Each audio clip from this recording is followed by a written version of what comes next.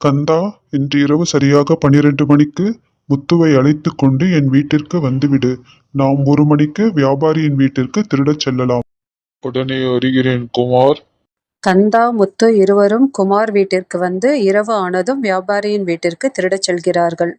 நகை பணத்தை எடுத்துக் கொண்டு உடனே கிளம்பலாம்.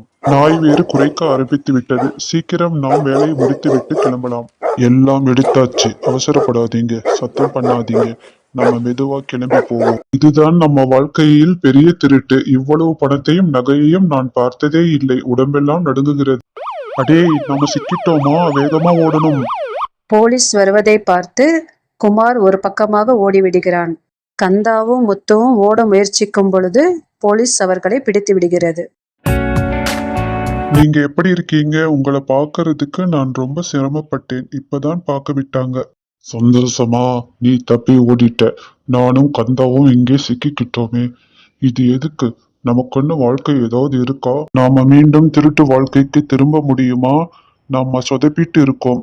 இனி நம்ம வாழ்க்கை பாதி முடிஞ்சிருச்சு போல. அப்படி நினைக்க வேண்டாம். பாதை காணாமல் போனால் கூட வழி இருக்கு. நம்ம வாழ்க்கையை மாத்த வேணும்னு முடிவு பண்ணினா எல்லாம் சரியாயிடும். நம்ம வாழ்க்கை நம்ம கையில தான் இருக்கு. உண்மைதான் குமார். ஆனா எப்படி? நமக்கு வேறு எந்த வழியும் தெரியல. திருட்டு தான் நமக்கு தெரிஞ்சது. நாம விவசாயம் செய்யலாம். நான் நம்ம கிராமத்தில் ஒரு சின்ன வயல் குத்தகைக்கு பார்த்து வச்சிருக்கேன்.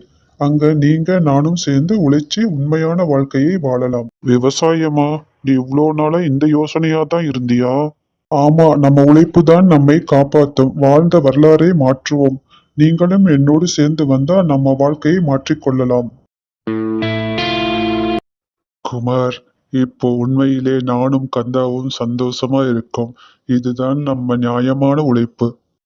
ஆமாம், இந்த வயலில் நம்ம உழைப்பை எல்லாம் காமிச்சு அதுல வாழுற வாழ்க்கை தான் உண்மையான வாழ்க்கை. நாம மூவரும் இணைந்து இந்த உலகத்தை வெல்ல முடியும். உழைப்பில் தான் உண்மையான மகிழ்ச்சி கிடைக்கும். நான் இப்போ புரிஞ்சுக்கிட்டேன் குமார். திருட்டு வழியில்ல, நேர்மையான உழைப்பில் வாழ்ந்தால்தான் முழு சந்தோஷம் கிடைக்கும். நன்றி, நீ நல்ல வழியில் நம்மை வழிநடத்தி இருக்க. ஆமாம், இந்த வாழ்க்கை தான் நமக்கு உண்மையான சுகம் கொடுக்கும். நாம மாறியதுக்கு நாமளே பெருமைப்படணும். தங்கள் வாழ்க்கை மாறியதை நினைத்து வயலில் மூவரும் ஆடி பாடி சந்தோஷமாக இருக்கிறார்கள்.